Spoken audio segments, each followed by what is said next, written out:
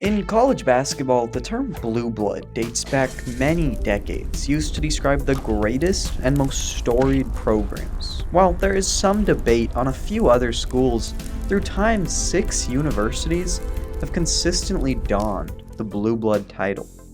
5 of the 6 programs predominantly display a shade of blue, however the phrase derives from long before college basketball. Medieval Spain is thought to be the origin place, with those of noble descent being referred to as sangre azul, or blue-blooded, due to their extremely pale skin that would make the blueness of their veins visible.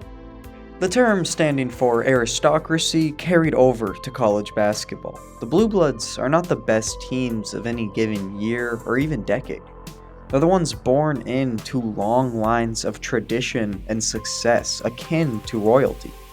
But out of these 6 supreme programs, none have been laying their traditions longer than the University of Kansas basketball team.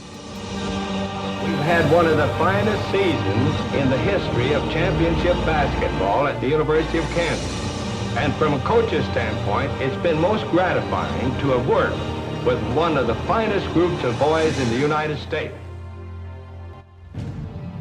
Since 1898, less than 10 years after the sport's invention, there's been Jayhawks on a basketball court, and they have piled up the second most wins ever, currently just 5 back from Kentucky.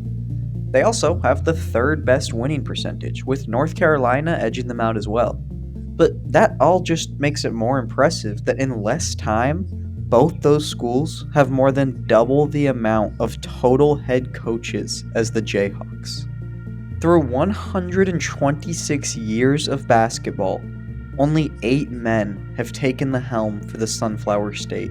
No blue blood is close to Kansas in this stat. Through consistent success, all but one of those 8 men compiled an all-time winning record for Kansas. And when charted by win percentage, you can see most of them did it with ease. Leading the way is current head coach Bill Self, who is in his 21st season and has 2 championships. He's got 2 Coach of the Year awards. He's already in the Hall of Fame. Okay, Bill, we get it. You passed.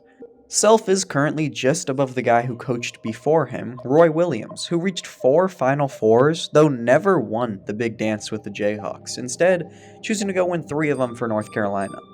Roy is also in the Basketball Hall of Fame. Then comes Larry Brown, who won 1 championship for the Crimson and Blue, then jumped to the NBA, and eventually beat a Lakers super team for another title.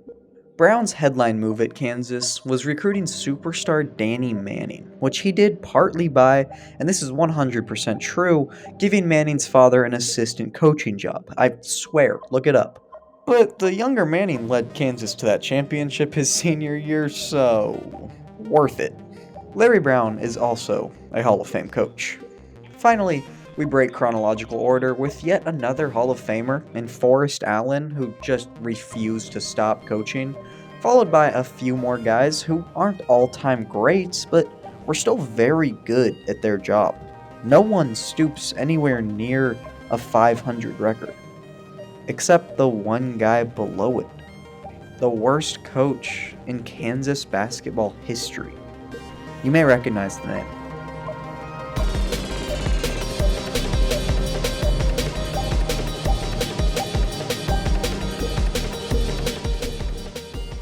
James Naismith is also in the Basketball Hall of Fame. I guess he kind of is the Basketball Hall of Fame, but not as a coach.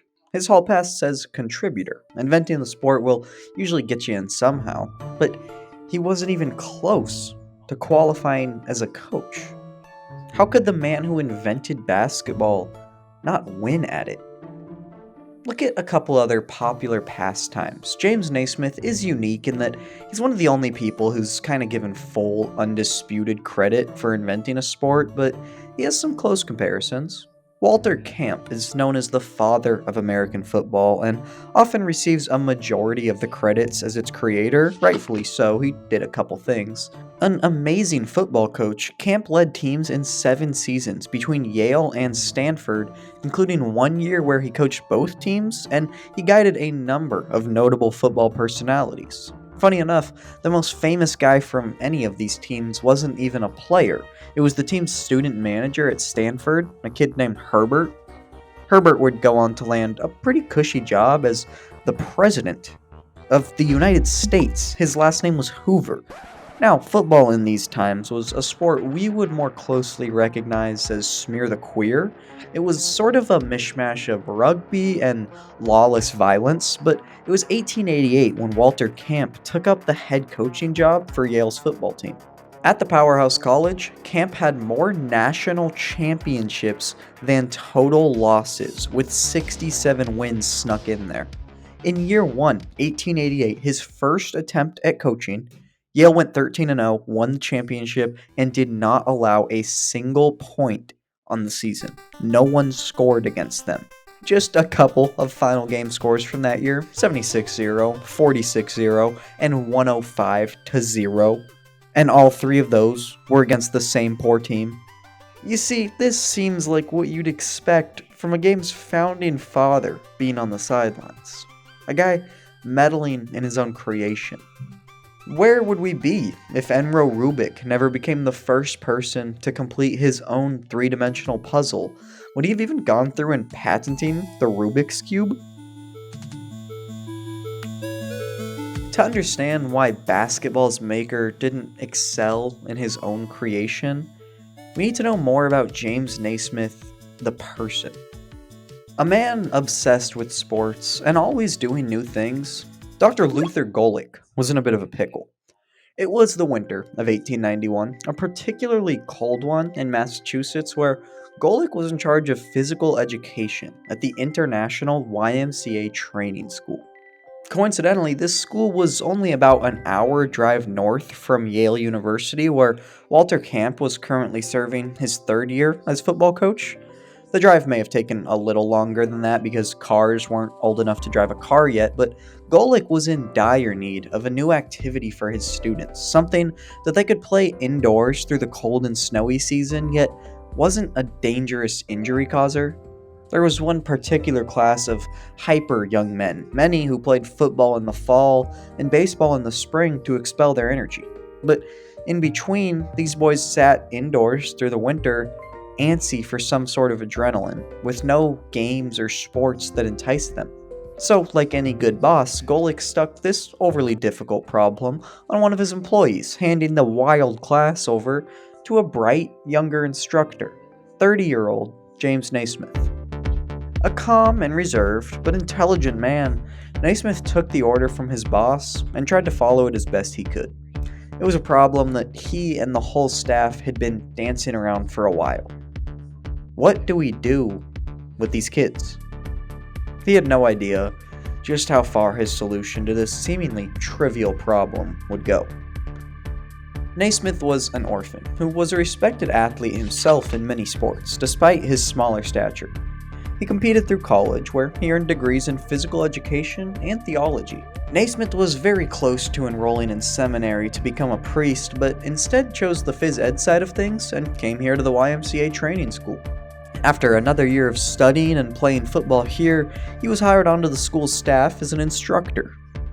Even for his time, he was an old-school thinker who valued a good education. Naismith saw sports as important compared to most people, but strictly recreational. In his eyes, sports were great for kids all the way through young men in college, where they should then take a backseat to real jobs and religion. Golich gave him 2 weeks, and some loose restrictions for this new game. Alongside being fully indoors, he wanted it to not take up much space, keep the athletes in shape, and to have fair rules that wouldn't get the students hurt. That was the big one. Safety was obviously a priority for the school, and many sports around the time kinda threw it out the window. The year before, 1890, the New York Times reported 23 players died on a football field. This year, 22 more would meet the same fate. A Cincinnati newspaper would eventually go on to print this ominous image titled "The Grim Reaper Smiles" on the goalposts, which painted a pretty accurate picture of American football, sometimes referred to as "kill the ball carrier" at the time. The sport was a bloodbath. That was probably best demonstrated in the Hampton Park bloodbath, an 1894 game between rivals Harvard and Yale that was so brutally physical, both schools' presidents called for football to be abolished, and they had to stop playing each other for 2 years. One Yale player, Fred Murphy, shattered someone's nose and tried to gouge his eye out, then was subsequently beaten, nearly unconscious by some Harvard players. Nothing out of the blue yet, but Fred kept playing in the game, with his brain disconnected. He didn't know what direction the offense was moving, and eventually he fell unconscious, then was quote-unquote carried out on a stretcher and unceremoniously dumped onto a pile of blankets so that the medical personnel could get back to watching the game. Contrary to what some thought after the game, Fred didn't die. Some people reported he did. No, we're good. He was just in a coma for, once again quoting, several hours. And being that we were a real country back then, after he woke up, his prescribed medicine was a hearty beefsteak. God bless America. Between countless football-related injuries, as well as the multiple extracurricular fistfights bringing players and fans down, this 19th century American football game made international headlines in newspapers as far as Germany, where one reporter refused to call football a sport and instead declared it awful butchery. Just a year earlier, Grover Cleveland, the United States president, had canceled another big rivalry himself, the Army vs. Navy game, and that one stayed dormant for 5 years because of some gnarly brawls. It said that after their 1893 matchup, there was an Army general and Navy admiral who almost had a real-life duel because of the football game. So, for bright-eyed James Naismith, the line for his new sport was somewhere between still enjoyable for teenagers and not getting US military officials to kill each other over it. As the scrawny teacher examined the popular sports of the day, a few things were immediately apparent. For starters, he needed a ball and a goal. He realized a bigger, softer ball would be the most safe option, avoiding the dangerous, fast speeds of a baseball or lacrosse ball. Naismith settled on the most basic of options, the soccer ball, which I feel like I should note was brownish and leather at the time, not what we're used to. He also wanted to avoid collisions near the goal that were common in hockey, soccer, and even baseball by placing it high above everyone's head. Naismith thought back to his younger years as a Canadian boy running around Ontario playing ball games with his friends. There was one in particular that he had in mind. His favorite childhood game was called Duck on a Rock. It consisted of one large rock, called the duck, being placed on a stump or something similar. One person would stand in front of the duck to guard it, while everyone else took turns throwing smaller rocks or balls at it to try and knock it over. Once the duck fell, the game really got going, but Naismith was focused on this rock-throwing aspect. Even as a kid, he had figured out the best way to hit the duck wasn't by chucking a rock past the guard quickly, but rather by lobbing it high and over the guard's head, so he physically couldn't block it. This random aspect of a backyard game is what was on Naismith's mind, as he asked the janitor at the YMCA school to find him 2 identical boxes. The janitor was a man often referred to in the basketball annals as Pop Stebbins, whose official job title was actually Superintendent of Buildings for the YMCA school. His real name is usually excluded and thought by some to be lost to time. That possibly started off in order to avoid confusion because, in reality, his true first name was also James. This can be confirmed through pre-1920 newspaper clippings as well as a gravestone, but no death certificate. This is about all we have to go on. Interestingly, buried directly in the writings of James Naismith himself, even he excludes his colleague's first name when describing basketball's creation, though he did get his job title right, so we know it's the right guy. Anyways, Stebbins didn't have any boxes laying around, so he grabbed the next best thing he could find. A pair of peach baskets. This minuscule decision is still rippling today, over 100 years later in a multi-billion-dollar sport. The use of peach baskets led to Naismith calling the game basketball, presumably instead of box ball, and even inspired some people to crown James Stebbins as the true creator of the sport. This type of stuff would pop up sometimes, mostly clickbaity stuff saying, James Naismith did not invent basketball, the real creator is this guy, and they were usually either referring to Stebbins or sometimes the boss Luther Golick. Both are plain wrong. There's countless physical evidence and testimony from people at the time backing the Naismith story. So, Naismith took the peach baskets and nailed them on opposite sides of the gym, about 10 feet high. This is another pretty random decision without much thought put into it that would age like fine wine. 10 feet is so perfect for a basketball hoop in so many ways that Naismith didn't even envision. He threw him at 10 feet because that's how high the gym's railing was. This was some classic good luck. But we can't afford to go wasting good peach baskets on some gym teacher's silly game, so he had to keep the bottoms of the baskets intact, meaning after every made shot, someone had to climb a ladder and retrieve the ball out of the basket. Then Naismith jotted up a set of rules, 13 of them, and stuck it up on the wall of the old gymnasium. They were later published in a student newspaper that Naismith himself served as editor for, called The Triangle, along with an introduction to the game written by him. He waited for that rambunctious class of boys to show up, then it was go time. The 21st night of December, 1891, the first ever basketball game is played. Naismith divides the team up into 9 players on each side and starts the game the very same way it started today, with a jump ball. The boys were slightly hesitant, but gave it a shot. Dribbling wasn't allowed. You actually couldn't move with the ball at all, like modern day ultimate frisbee. That was one of the things Naismith thought would discourage violence. He was wrong, and pretty quickly everyone started attacking each other. The final score was 1-0. Not much work for the guy climbing the ladder, with the only basket coming in the game's final seconds. It was scored by a mostly unknown man named William Chase, and while we don't know who hit the first ever home run or scored the first touchdown, Chase will forever hold the distinction of scoring the first in-game basket. But don't get the whole rundown from me. The only known audio recording of James Naismith to exist is his recounting of this first basketball game. Dr. James A. Naismith, the inventor of basketball. Dr. Naismith, how did you happen to invent basketball? Well, Mr. Heater, it was in the winter of 1891 when I was physical instructor at Springfield College in Massachusetts. I called the boys to the gym, divided them up into teams of 9, and gave them an old soccer ball. I showed them 2 peach baskets I'd nailed up at each end of the gym, and I told them the idea was to throw the ball into the opposing team's peach basket. The boys began tackling, kicking, and punching in the clinches. They ended up in a free-for-all in the middle of the gym floor. Before I could pull them apart, one boy was knocked out, several of them had black eyes, and one had a dislocated shoulder. Naismith spent some time making tweaks, and about 3 months later, the first public game of basketball would take place.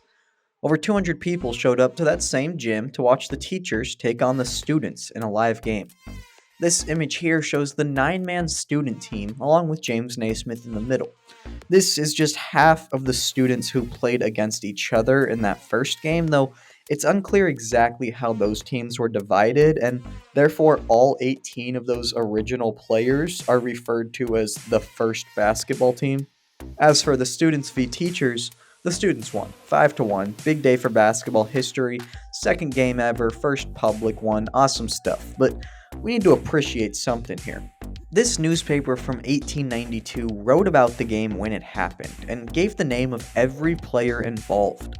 The students we already know from that picture were random guys like Lyman Archibald, who's credited with bringing basketball to Canada. Kinda ironic, because James Naismith is Canadian, but we also get the full teachers team, which turned out to be an absolute goldmine of historical sports figures.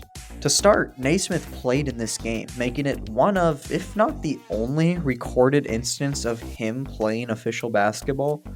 But alongside him was Amos Stagg, who scored the only basket for the teachers today. Now, Stagg was an All-American football player at Yale, where he finished his career being coached by Walter Camp just a couple years ago. He was even a starting rusher on that dominant 1888 team we talked about. Then he came to the YMCA school, where he coached the football team, including during that 1 year James Naismith was a student here, meaning Stagg was coached by football's creator, then went and coached basketball's creator. But now, him and Stagg were both instructors and colleagues. A well-connected guy, he would go on to become one of the greatest college football coaches of all time, mainly in his 40 years at the University of Chicago. There, he famously forced a vegetarian diet among his players, as well as outlawing alcohol and tobacco, which were considered damn near essential for football at the time. Stagg is in the Basketball and College Football Hall of Fame, and if you're wondering how good of a coach was he, well, every year the best Division III football teams in the country compete for a national championship. They do so in the Stagg Bowl. Also on the teachers team was Luther Golick, Naismith's boss, who we already touched on, but Golick isn't famous for being the employer of basketball's inventor. He did a couple other things. Like what? Well, he's kind of the reason you have to take PE in school if you're American. He helped popularize the Boy Scouts, if you've ever heard of that, and there's this thing called the YMCA. Yeah, he made their logo. He was also principal at some snobby art school.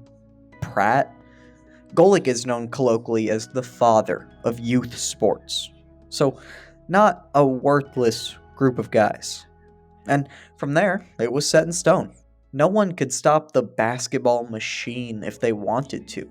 It quickly spread to other YMCA and boys clubs across the country and even internationally in little time. Within 3 years, there was college basketball, then the actual ball was made, women started playing, the backboard introduced, not to aid shooters, but to stop the crowd from interfering with shots. And within 5 years, professionals were already hooping. Rules started to become more universal, with everyone playing basketball the same way. And through the whole explosion, James Naismith's game kinda outgrew him. It became something much larger than one man could contain. This group of people had the idea to call the sport Naismith ball in honor of its creator, but he declined the offer. He didn't want or need the fame. In fact, up in Walter Camp's stomping grounds at Yale, a college basketball team had formed, and these guys started doing this weird task to themselves that would eventually turn into dribbling. When Naismith heard about this evolution, he was pleased, thought it showed ingenuity, basically said, cool, go for it. He wasn't protective of his sport because he didn't see it as his sport. Once he created the game, it belonged to the world to do as they pleased. This example of dribbling is a pretty good microcosm for James Naismith's relationship with basketball. He did make the sport, but after he introduced it, it was sort of a wild animal. He didn't want to contain it, and he probably couldn't have anyways. It was just too popular too fast. In 1895, James moved to Denver for a time, working at their YMCA, where he became Dr. Naismith with a med degree. Then, some years later, he took a job teaching in Kansas, where he got to work on the second most successful startup of his life, the University of Kansas basketball program.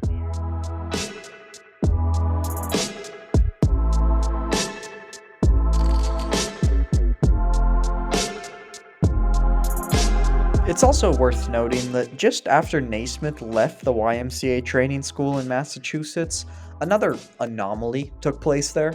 William Morgan was a student under Naismith at the school before also becoming an instructor himself, and he was struck with some inspiration from the creation of basketball. I mean, James Naismith is just a gym teacher who needed a game to keep his students busy, and his little creation turned into all this?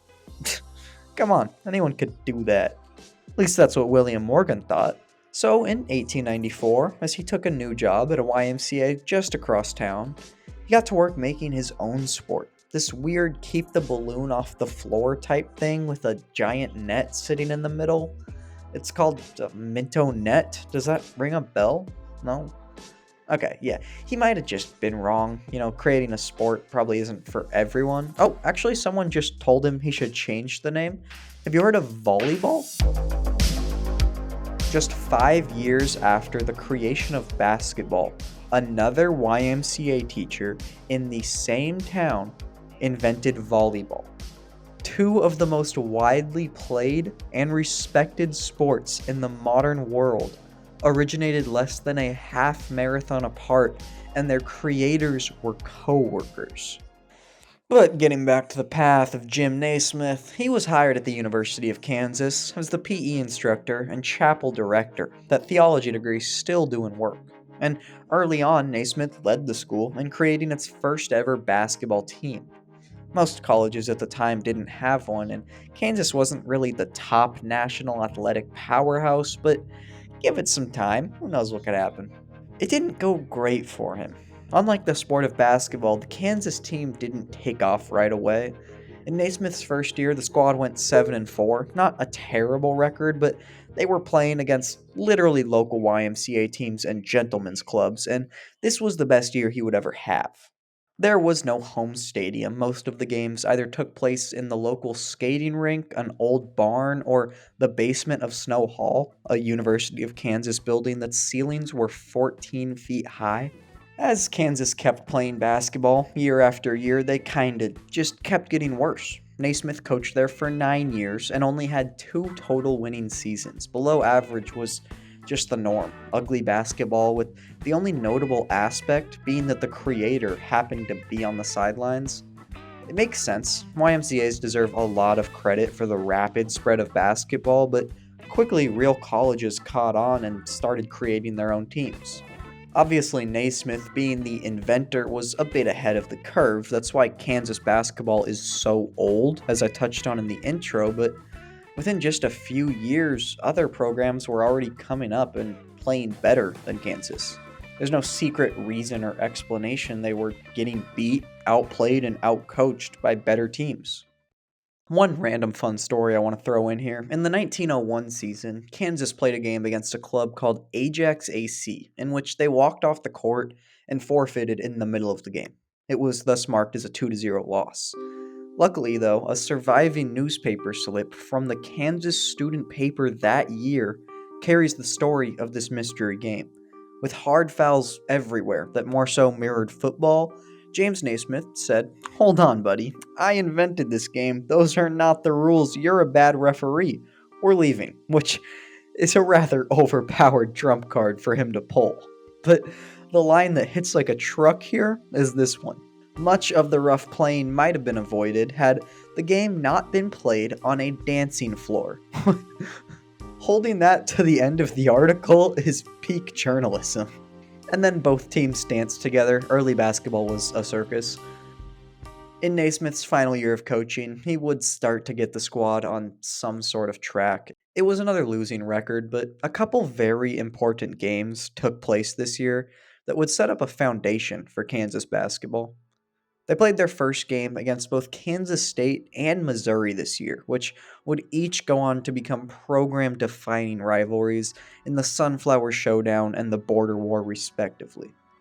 Interestingly, they played both these teams twice this year. However, this first Kansas State game, which they won, is often completely ignored, specifically by Kansas State. This is the true first ever Sunflower Showdown, but in the K-State record books, they just act like it didn't happen and skip to the game they won as first. And after the season, Naismith retired from coaching. I wish I could say the team continued its rough years. I really do, but sadly, we already know the Naismith era is kind of Kansas basketball's rough years. They basically instantly turned things around, won a conference championship the year after he left, something he never accomplished, and it would be 8 years before they had another losing record. Simply put, they became a powerhouse in college basketball. But even being an admittedly lousy coach, Naismith impacted the game plenty in these Kansas years too. Beyond starting a storied program, he coached players that would go on to impact basketball and much more themselves. Naismith's coaching tree branches out to incalculable lengths, with its roots in 3 main people.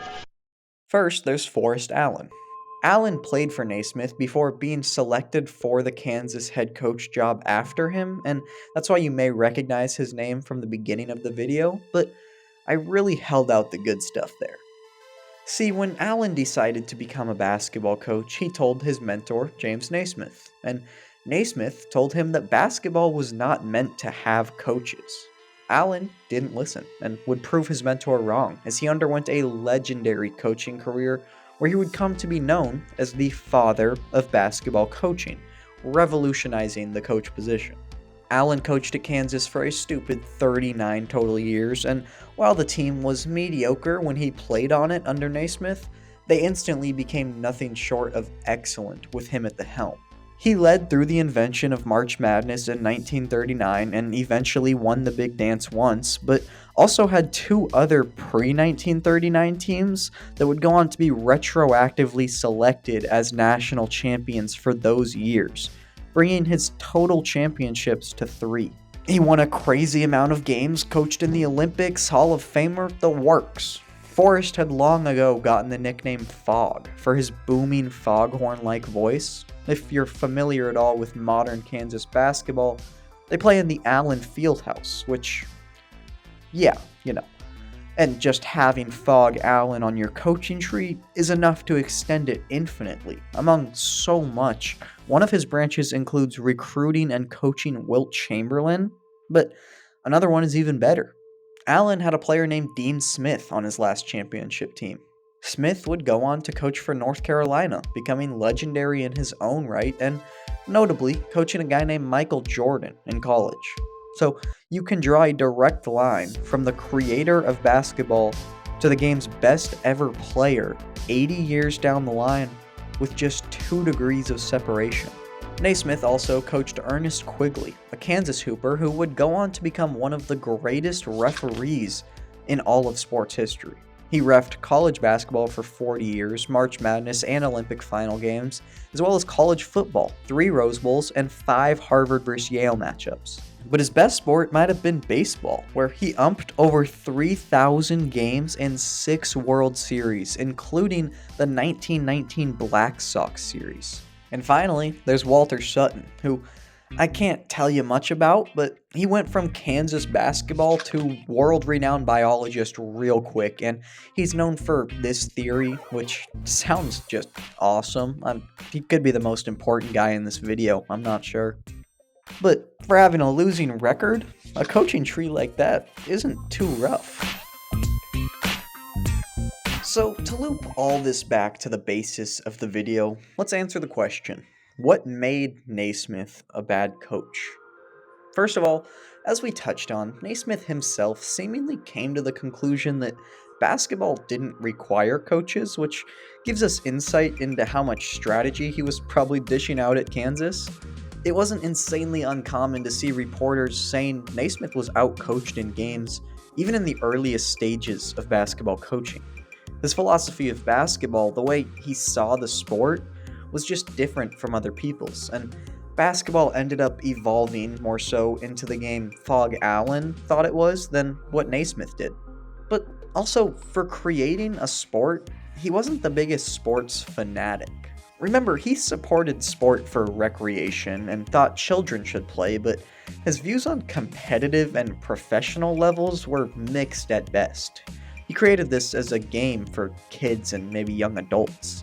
Naismith wasn't insanely invested in the stuff, especially as his life went on. He continued to prefer learning and teaching while watching the game grow, rather than pursuing something like a professional league or money with basketball. Even on his Basketball Hall of Fame page, it's admitted that he was first and foremost an educator. Naismith kept going along mostly the same path in life he was on before inventing the sport. In his own words, he was inspired purely by the joy of play. I don't think that's a sentence you would hear from Walter Camp or Fog Allen or Amos Stagg or any of these sports founding father guys. So I think it's fair to say Naismith lacked that same competitive fire that drives many great coaches or athletes, and it wasn't a trait he necessarily desired. To me, it's those two things that paint the picture of how. Jim sat back and let the game play out in front of him, occasionally chipping in his 2 cents along the way. Basketball was a show, and Naismith a spectator. judging the game impartially.